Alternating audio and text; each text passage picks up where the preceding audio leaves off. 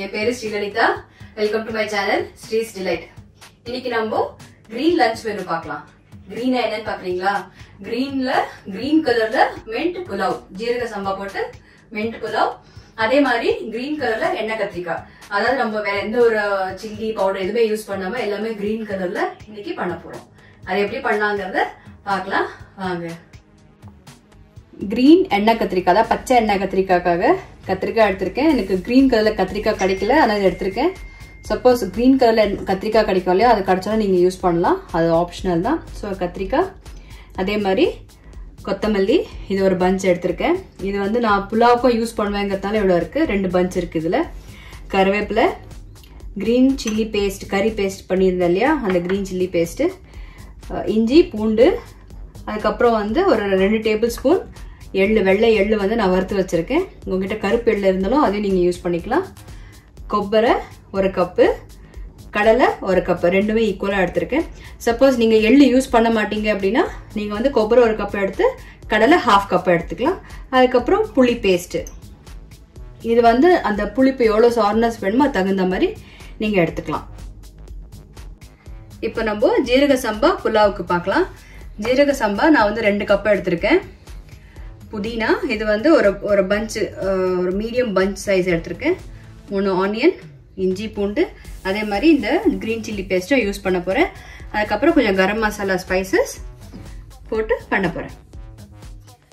So நம்ம கத்திரிக்காய் வந்து இந்த காம்பை கொஞ்சம் கட் பண்ணிட்டு இது வந்து பிளஸ் மாதிரி கட் பண்ணிக்கலாம்.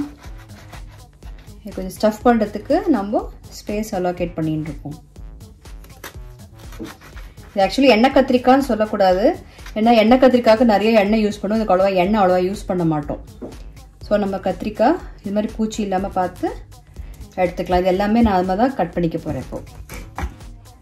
ஸோ இந்த கத்திரிக்காய் வந்து நான் இப்படி கட் பண்ணியிருக்கேன். சில கத்திரிக்காயில் பூச்சி இருந்தது, அதனால நம்ம இப்படி கட் பண்ணி இப்படி நம்ம யூஸ் பண்ணலாம். எப்படி நம்ம அந்த மசாலா போட்டு நம்ம ஃப்ரை பண்ண போகிறோங்கிறதுனால இட்ஸ் ஓகே, நோ ப்ராப்ளம், எப்படியும் பண்ணிக்கலாம். இப்போ கத்திரிக்காய் கட் பண்ணியாச்சு, வைக்கலாம். அடுத்தது நம்ம இதுக்கு மசாலா ப்ரிப்பேர் பண்ணிக்கலாம். மசாலாக்கு நான் ஃபர்ஸ்ட் கடலை, இந்த கொப்பரை, எள்ளு, இந்த கிரீன் சில்லி பேஸ்ட், உங்க ஸ்பைசினஸ்க்கு ஏற்ற மாதிரி நீங்க எடுத்துக்கோங்க. நான் வந்து ஒரு 2 டேபிள் ஸ்பூன் 2 எடுத்துருக்கேன். நான் இது ஒன்றும் பாதியமா அரைச்சிக்கலாம். நான் இது மாதிரி ஒன்றும் பாதியமா அரைச்சிருக்கேன். இப்போ இதுல வந்து வெட் இன்கிரீடியன்ஸ், இந்த கொத்தமல்லி, பூண்டு, இஞ்சி போட்டு அரைச்சிக்க போறேன்.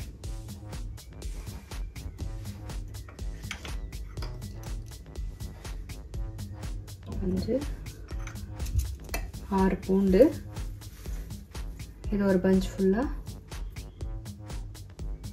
ஒரு ஹேண்ட் ஃபுல்லா கொத்தமல்லி. நான் ஒரு ஒன்றும் பாதியமாக கொஞ்சமாக அரைச்சிருக்கேன், ஒரு பல்ஸ் பண்ணியிருக்கேன்.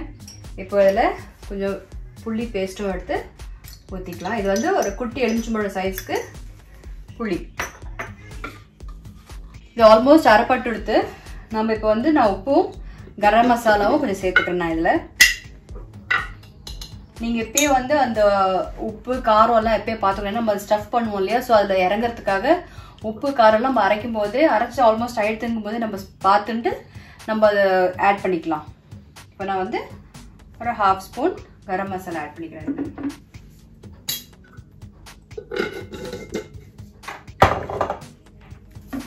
நான் அது கிரேவி மாதிரி பண்றேங்கிறதால கொஞ்சம் தண்ணி போட்டு கொஞ்சம் நீர்க்க சட்னி மாதிரி அரைச்சுருக்கேன். இதே வந்து ட்ரையா பண்ணோன்னா கொஞ்சம் தண்ணி இல்லாம கொஞ்சம் அந்த ட்ரை கன்சிஸ்டன்சில அரைச்சு நீங்க ஸ்டஃப் பண்ணியும் பண்ணிக்கலாம். இப்போ நம்ம அரைச்சாச்சு, இதை ஸ்டஃப் பண்றதுதான் நம்மளுடைய வேலை. இப்போ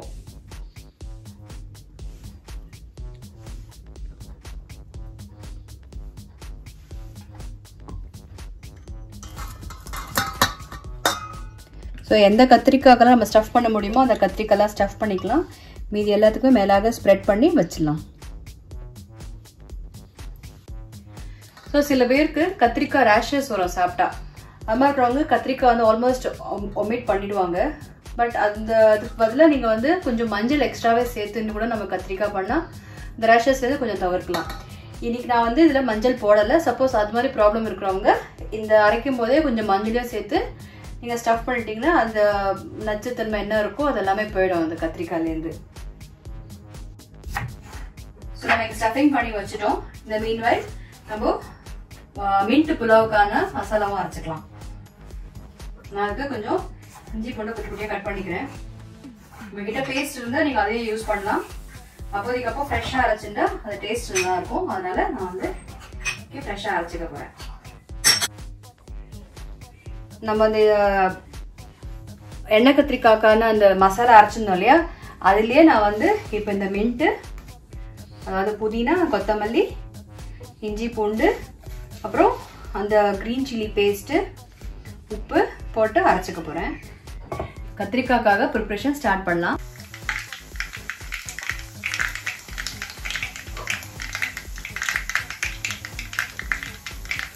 ஆக்சுவலி கருவேப்பிலை வந்து உங்களுக்கு எவ்வளோ வேணுமோ எடுத்துக்கலாம். நான் வந்து எங்கள் வீட்டில் கொஞ்சம் நிறையாவே கருவேப்பிலை யூஸ் பண்ணுவேங்கிறதுனால கொஞ்சம்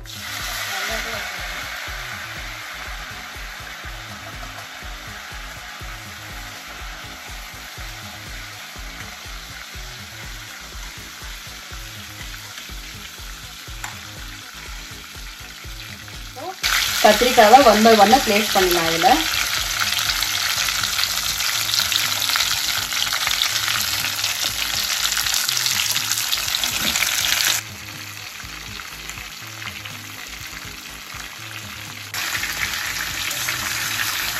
இந்த கத்திரிக்காய் போட்டதுக்கப்புறம் நம்ம வந்து இதை ஃப்ரை பண்ண வேண்டாம். ஜஸ்ட் அப்படியே வச்சுக்கலாம்.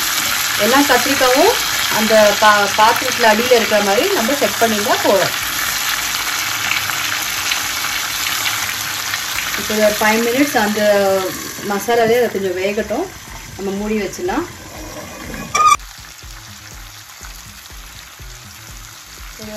2 minutes ஆயிருக்கு. நான் ஸ்ட்ரைட்டாக இப்போ திருப்பிக்கிறேன் கத்திரிக்காவை. இது எல்லா சைட்லையுமே கொஞ்சம் ரோஸ்ட் ஆகணும். அதனால இந்த பெரிய இருக்கு இல்லையா, இது மாதிரி 4 பக்கமும் ஆன மாதிரி நம்ம பண்ணிக்கலாம். நம்ம கத்திரிக்காய் எல்லா பக்கமும் வெந்திருக்கு. இப்போ நம்ம இந்த மசாலா மிச்சம் இருக்கும் இல்லையா, ஸ்டஃப் பண்ணி மிச்சமாக இருக்கிற மசாலாவையும் இதில் போட்டுட்டு நான் வந்து ரொம்ப மினிமம் சிம்மில் வச்சு நம்ம குக் பண்ணலாம்.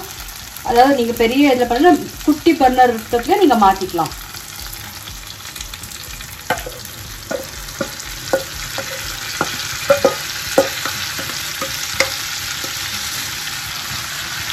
நம்ம கலரை நல்லா அப்படியே நம்ம இது பண்ணி வைக்கலாம்.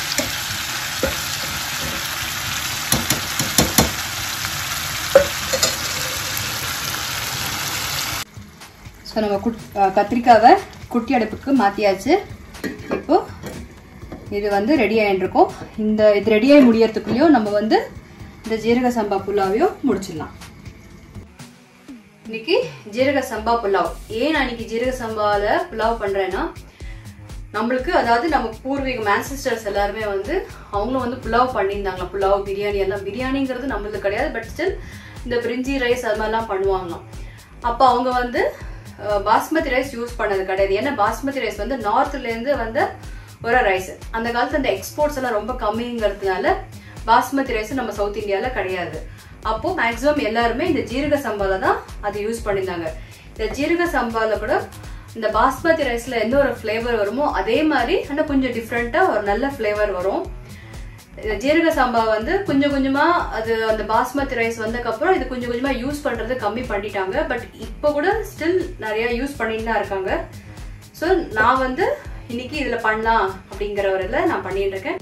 நம்ம சவுத் இந்தியாவில் நிறைய எங்கெல்லாம் பிரியாணி ஃபேமஸ் அப்படிங்கிறது, செட்டிநாடு, ஆந்திரா, கேரளா இதெல்லாம் நிறைய பார்த்தீங்கன்னா சில இடத்துல ரொம்ப பர்டிகுலராக பிரியாணி ரொம்ப ஃபேமஸாக இருக்கும். அது எல்லாமே வந்து இந்த இதான் யூஸ் பண்ணுவாங்க. தமிழில் ஜீரக சம்பா சொல்லுவாங்க, தெலுங்குல சிட்டி முத்தியாலும் சொல்லுவாங்க, கன்னடா அண்ட் மலையாளத்தில் என்ன சொல்லுவாங்க எனக்கு அவ்வளவா தெரியாது. பட் இது வந்து நம்ம சவுத் இந்தியன் ரைஸ்.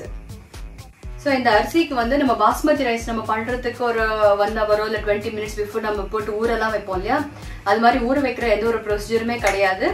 பாஸ்மதி ரைஸ்க்கு வந்து 1 கப்புக்கு 2 கப்பு தண்ணி எடுப்போம். இந்த ஜீரக சம்பா சிட்டி முத்தியாலுக்கு வந்து 1க்கு 1.5 எடுத்தா போறோம். இது வந்து நம்ம ப்ரிப்பரேஷன் ஸ்டார்ட் பண்றதுக்கு முன்னாடி நம்ம வாஷ் பண்ணி யூஸ் பண்ணா அது பர்ஃபெக்டா குக் ஆயிடும். அது வந்து நம்ம ஊற வச்சு பண்ணோம்னா கொஞ்சம் சொதன்னு ஆயிடும். அதுதான். ஸோ இப்போ நம்ம பேன் வந்து சூடா இருக்கு, நம்ம ப்ரொசீஜரை ஸ்டார்ட் பண்ணிடலாம். நான் வந்து நெய் எடுத்திருக்கேன். அதாவது நம்ம எந்தெந்த டிஷ்ஷஸ்க்கு என்னென்ன யூஸ் பண்றோங்கிறது ஒன்று இருக்கு. அந்த டிஷ்ஷுக்கு அது நம்ம அது யூஸ் பண்ணாதான் அதனுடைய டேஸ்ட் என்ஹான்ஸ் ஆகும். ஸோ நம்மளுடைய நெய் வந்து அவ்வளோ ஹெல்த்தி. நம்ம வந்து சொல்கிறோம் கொலஸ்ட்ரால் அப்படிங்கிறோம், பட் இதில் வந்து நல்ல கொலஸ்ட்ரால் தான் இருக்குது. ஸோ நம்ம தாராளமாக நெய் யூஸ் பண்ணலாம். நம்ம இதுலேயே வந்து நிறைய மெடிசினல் வேல்யூஸ் எல்லாம் இருக்குதுன்னு சொல்லுவா. அதனால தாராளமாக நம்ம நெய் யூஸ் பண்ணலாம். அப்புறம் இந்த புலாவுக்கு வந்து நிறைய ஸ்பைசஸ் எடுத்துக்கல, ரொம்ப மைல்டான ஸ்பைசஸ் தான் எடுத்திருக்கேன். இவ்வளோ தான் எடுத்திருக்கேன். அதாவது கிராம்பு, ஏலக்காய் ஒரு 4, ஒரே ஒரு பட்டை, ஒரு பே லீஃப், இவ்வளோதான். இது வேணும்னு போடலாம், இல்லைன்னா நம்ம அப்படியே கூட நம்ம பண்ணிக்கலாம். எல்லா ஃப்ளேவருமே நம்ம இந்த ஜீரக சம்பா ரைஸ்லேருந்தே வரும் நம்மளுக்கு. பொரிஞ்செடுத்து நான் ஜீரகம் போட்டு போகிறேன். ஜீரகம் போட்டுட்டு அது ஸ்லைட்டாக பொரிஞ்ச உடனே நம்ம வெங்காயத்தை போட்டுக்கலாம். ஜீரகம் வந்து தீய வைக்கக்கூடாது. இதுக்கு நம்ம இதை ஃப்ரை பண்ணுற அதே இல்லை அந்த ஜீரகம் வந்து வெந்துக்கும். ஸோ இந்த மீன்வைல் நம்ம கத்திரிக்காய் செம்மையாக குக் ஆகிட்டு இருக்கு.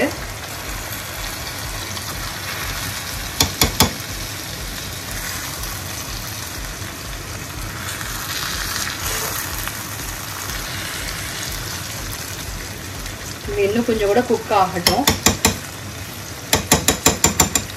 அதை பொடி வச்சிடலாம். நான் வந்து வெங்காயம் குட்டி குட்டியாக கட் பண்ணிட்டு இருக்கேன். உங்களுக்கு வேணா நீங்கள் அரைச்சிக்கலாம், பட் இது ஏற்கனவே இந்த பேஸ்ட் நம்ம அரைச்சிருக்கோங்கிறதுனால நான் இதை குட்டி குட்டியாகவே கட் பண்ணிட்டு இருக்கேன். ஸோ நான் இதை அரைக்கிறதுக்கு 1 கப்பு தண்ணி எடுத்து ஊற்றிருக்கேன். நான் வந்து 2 கிளாஸ் ஜீரக சம்பா எடுத்திருக்கேன் இல்லையா. ஸோ தண்ணி வந்து 3 கப்பு எடுத்துக்கணும். ஸோ 2 கப்பு இங்கே இருக்குது. 1 கப்பு தண்ணி போட்டு இதை நான் பேஸ்ட்டை அரைச்சி வச்சுருக்கேன்.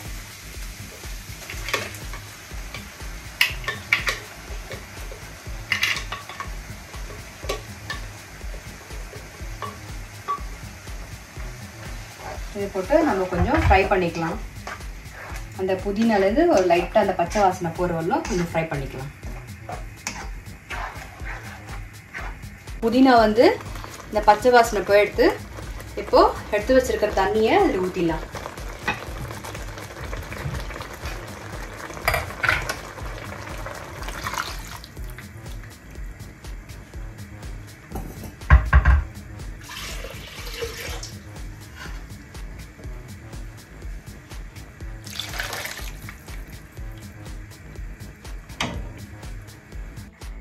ஸோ நம்ம புலாவுக்கு தகுந்த தண்ணி ஊற்றிருக்கோம். அது கொதிச்சுன்னு இருக்கு. அது கொதிக்கிற டைமில் நம்ம அரிசி எல்லாம் வேண்டி ரெடி பண்ணிக்கலாம். இதுக்கு வந்து ஊற வைக்கணும் சொன்னாலே ஊற வைக்கக்கூடாதுன்னு. அது கொதிக்கும் போது அரிசியை போட்டு முடிச்சிட வேண்டியதுதான்.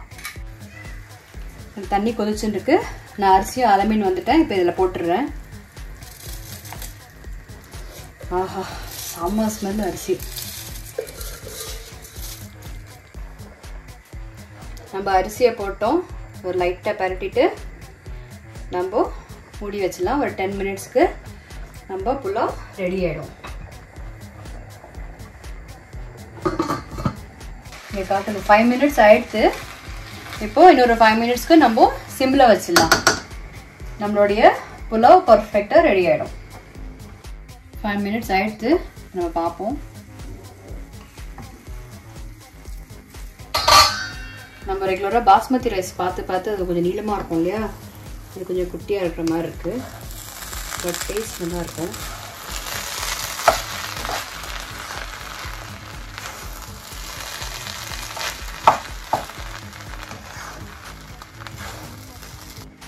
நல்லாவே வெந்து கொடுத்து அரிசி. ஸோ நம்ம ஜீரக சம்பா மின்ட் புலாவ் ரெடி. ஸோ நம்ம கிரீன் லஞ்ச் மெனு ரெடி. அதாவது மின்ட் ஜீரக சம்பா புலாவ், அப்புறம் எண்ணெய் கத்திரிக்காய், பச்சை எண்ணெய் கத்திரிக்காய் ரெடியாக இருக்குது. இது நீங்கள் வீட்டில் பண்ணி பார்த்து எப்படி வந்திருக்குன்னு எனக்கு கமெண்ட்டில் சொல்லுங்கள். இந்த வீடியோ உங்களுக்கு பிடிச்சிருக்கும்னு நினைக்கிறேன். பிடிச்சிருந்தா லைக் பண்ணுங்க, உங்க ஃப்ரெண்ட்ஸ் அண்ட் ஃபேமிலிக்கும் ஷேர் பண்ணிக்கோங்க. என்னோட வீடியோ ஃபர்ஸ்ட் டைம் நீங்க பார்க்குற மாதிரி இருந்தா சப்ஸ்கிரைப் பண்ணிக்கோங்க. சப்ஸ்கிரைப் ஏற்கனவே பண்ணியிருந்தீங்கன்னா அந்த பக்கத்துல மணி பெல் ஐகான் இருக்கும், அந்த மணி நீங்க கிளிக் பண்ணீங்கன்னா நான் போடுற வீடியோஸ் எல்லாமே உங்களுக்கு ஃபாஸ்டா நோட்டிஃபை ஆகும். நம்ம அடுத்த ஒரு டிஷ்ல, அதாவது அடுத்த ரெசிபில சந்திக்கலாம். அது வரலாம். Take care, bye, thank you.